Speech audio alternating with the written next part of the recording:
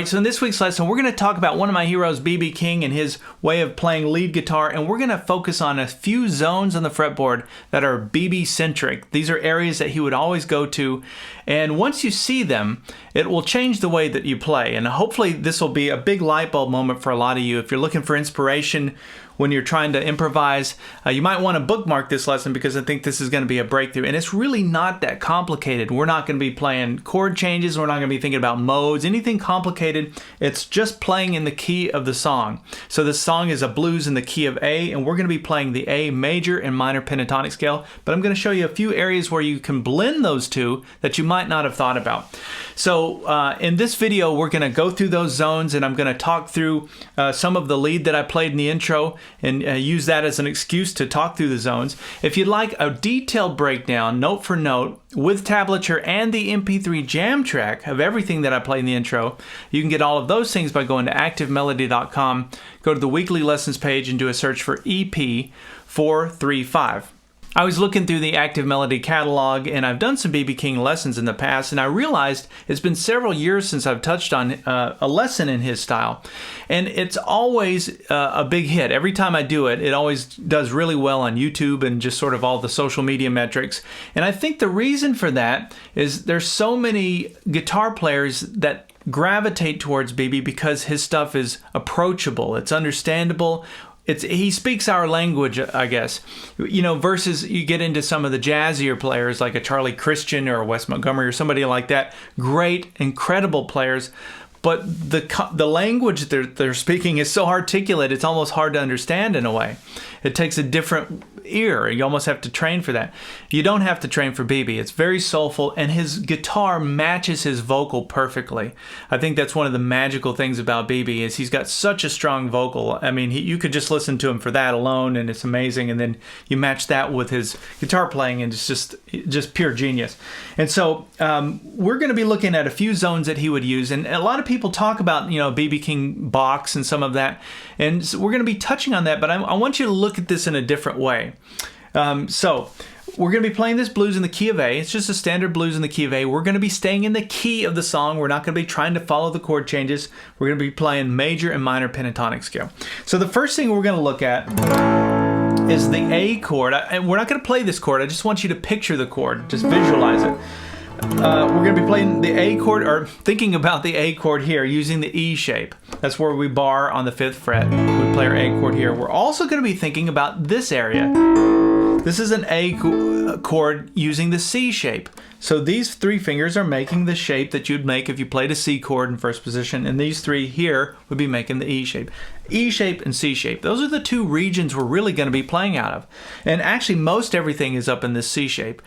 We start off, however, with this lick that goes like that, right out of the E shape. I want to just mention this too. I wrote this solo. This is not B.B King's solo. This isn't anything he ever actually played. So, sometimes people will go on, find live recordings, and they'll steal from that. I don't like to do that. I like to take the ideas that he played from and then create my own thing.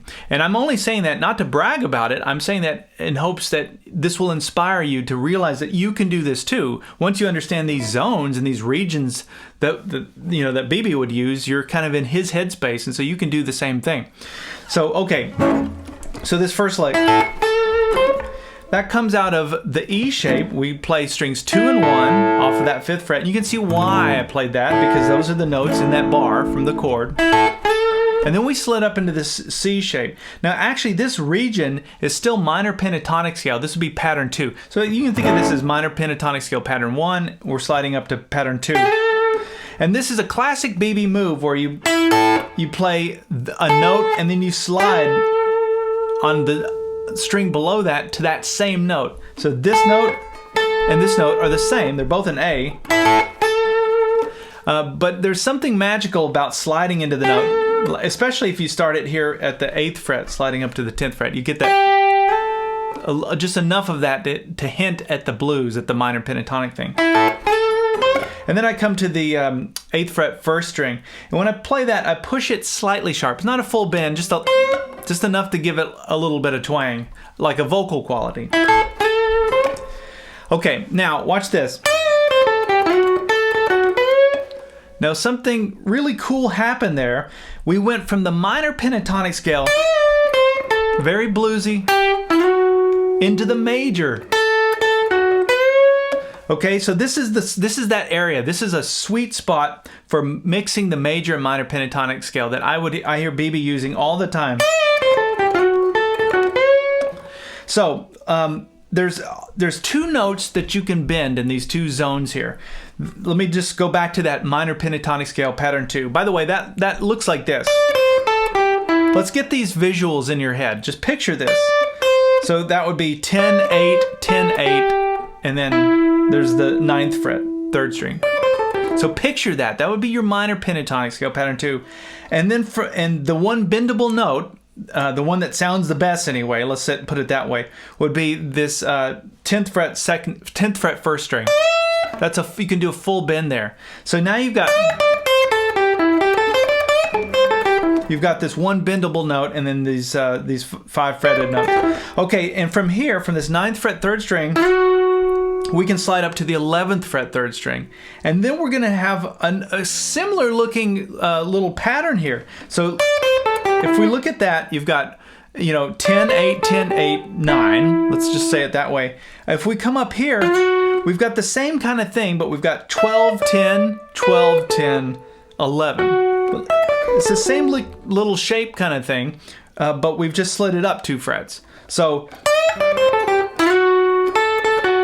once I come up to here, we go to the 11th fret, and then we've got a bendable note here. And this time our bendable note is on the 12th fret 2nd string. So let's kind of look at this. A lot is going on in this region. I'm telling you, this is going to be gold for those of you that are trying to improvise the blues. You've got your bendable note here, right? In minor pentatonic scale pattern 2. And then once we slide up into here, what we're doing is we're playing major pentatonic scale pattern 4. The two are connected almost, and you can go right into them. Your one bendable note in this, however, would be the 12th fret 2nd string. So you've got this bendable note and this one. So let's look at this. Let's just explore this area here. I don't want you to get caught so much in note for note everything I did, at least in this video. I do have that for premium members. I've got the breakdown, but we're gonna just kind of give the the Cliff Notes version in this, just so that you can understand these zones. We set it up with minor pentatonic scale, and then you can see it sweetened up right there. It went into that major, and then watch this. I played that, playing in the same area. Now notice I keep coming back to this note, which is your A, because the song is in the key of A. So I can do all this twiddly stuff in using this little shape here and that one bend on the 12th fret 2nd string, but I kind of keep landing on the 12th fret. Watch this.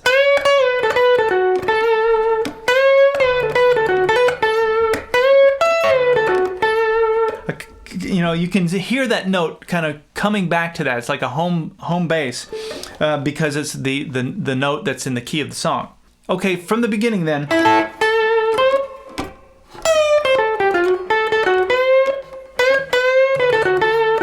And then watch this. I love that. That I did get from B.B. I hear him doing that a lot. So I'm still in this little triangle area here between the frets 12 and 10 on the 2nd string, and then 11th fret 3rd string. Do the full bend on the 12th fret, but then land that time on the 11th fret 3rd string. That note would be like if you're looking at your A chord, it'd be like an A6. It'd be like the 6th interval. And so just landing on that, if you think about it in terms of shapes, it's the top of your triangle. Like that. That's kind of how I think of it. I like to think in terms of shapes. I'm a very visual learner in that respect. And so if I can see these shapes, it makes it so much easier. So from the beginning then,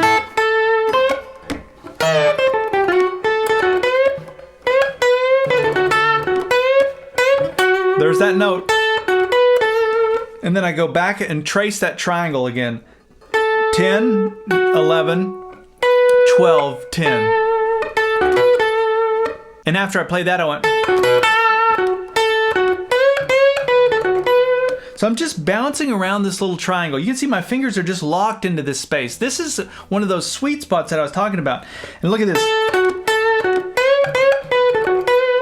I landed that time because the song goes to the 5 chord. I know you can't hear that yet. I'm going to play the jam track here in a minute so you can hear all this. 12th fret 2nd string. That's where the song would be on the 5 chord. You can hear that note. That would be the 5 of the 5 chord, the 5th interval. And then to get out of it, we go. Now, let me show you this. So you've got, let's just do a quick recap of this area. We've got the minor pentatonic here. And then you've got sliding up into the sweet spot in the major, right? Which is this little triangle here.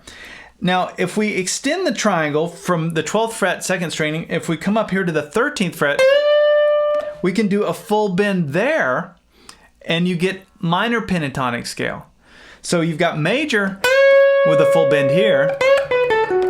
If we come up here, you've got minor pentatonic scale. You can hear how that blueses it up. And this is an area that I'll hear B.B.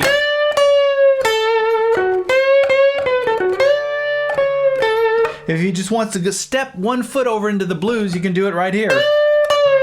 And then you go back into your sweet little happy major pentatonic.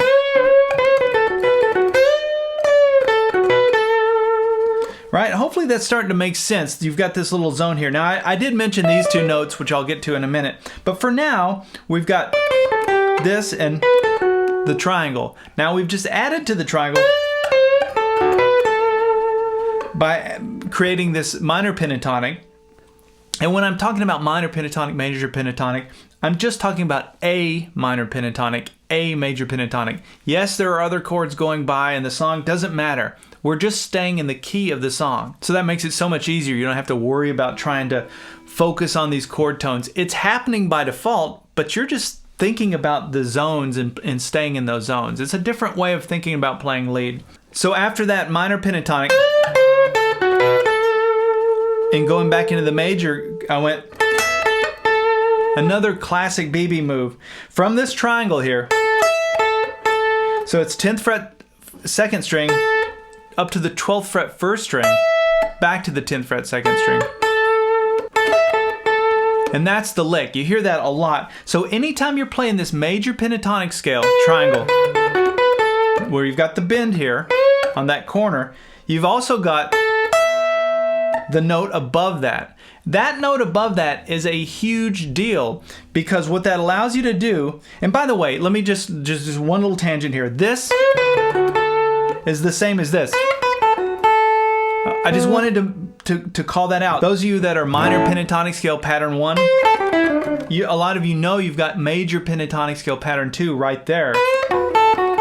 This is the same notes, but what it allows you to do is have a string on top of that. So you've got that space. And that is something that you can use also when you're bending. You hear this in country. Very Leonard Skinner-ish, right? And that's coming from that same little area. Look at all the stuff you can do right in this one area. There's your minor. Back into major. All right, let me play a slow version of that with the jam track so that you can hear everything that I've covered here in context.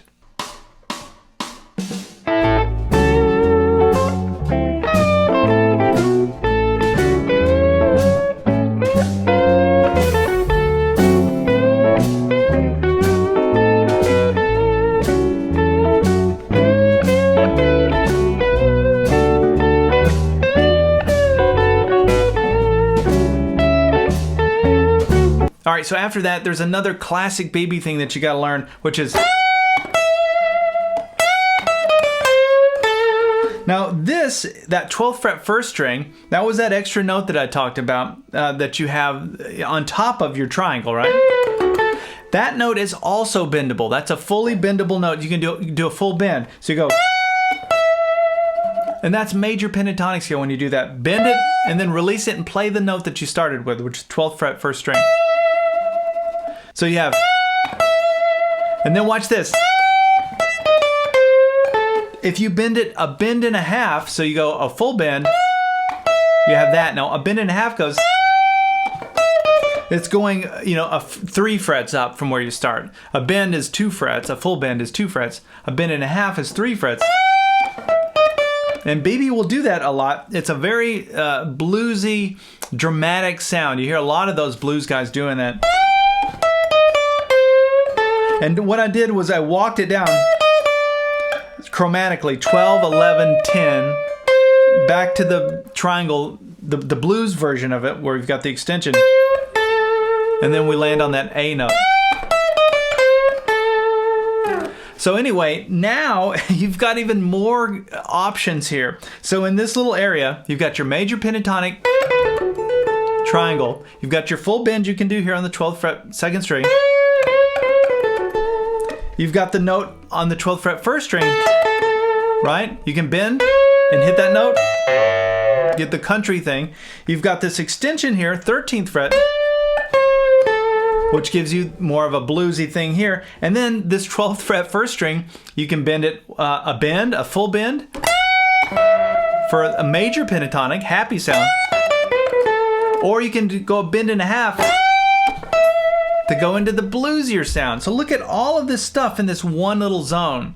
I hope that this is a big light bulb for many of you. And actually, if it is, just leave that in the comments. Let me know if this is clicking with you, this one zone here. I don't see it talked about a lot. I definitely don't see it broken down quite like this. There's probably other versions that are similar, but that's how I see it anyway. I try and see the area I have and then the bends that I can use. Now after that, another classic BB. Right? Now, if you've ever listened to any B.B King, you've heard him do that. So that slide comes from the 17th fret, 1st string. And then I slid down into minor pentatonic scale pattern 2. That's kind of where we started. Right? So, if you want a quick answer to where these little high note slides are that he does, just think of the key of the song. So we're playing an A, right? So that's your A note. This is your A note, just an octave higher. That's how you got to think of it. Now, he's really good at just finding that. If you watch him play, he's not looking at his fretboard to find that. He just kind of feels it. So if he's playing in G, he knows how to get there quickly. Obviously, I don't. I have to look and see where I'm at. But I'll see a lot of times BB will just do that. But that's what he's doing. That just sounds so cool, so BB, to go from that high note into your minor pentatonic. So after I played this, I came down and did the same thing. We have the same thing here. This would be the going into pattern 1 of the minor pentatonic scale for the key of A. So I'm coming down to the 7th fret, 3rd string, doing the same kind of bend and release. And it's a little box here between the 7th fret and the 5th fret. And then that lick goes. That's where I bar the first 3 strings on the 5th fret, play the 3rd string, hammer on the 7th fret, 3rd string, and then 5th fret, 2nd string. And then I came down and went 7, 5, 7. Doing that lick, 7, 5, 7, 5. That lick works with the minor pentatonic scale. It's actually major pentatonic scale. That'd be pattern 2 of the major, but you can think of that. BB does that all the time. He blends them. So he's not just going minor pentatonic scale. He'll throw in those major ones. It just is a nice little blend, and this is another sweet spot for that. And then another classic BB lick, and we'll kind of close with this. This going from the 7th fret to the 6th fret in this case.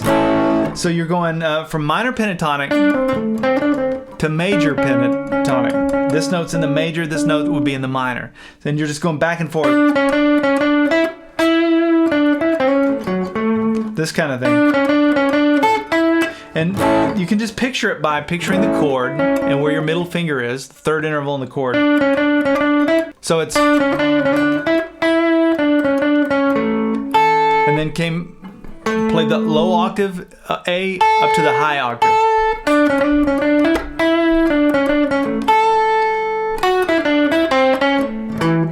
And then another classic BB turnaround lick.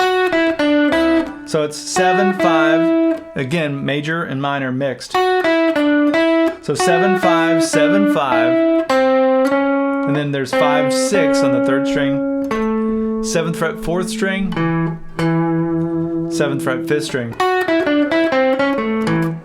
That's a great little BB style turnaround.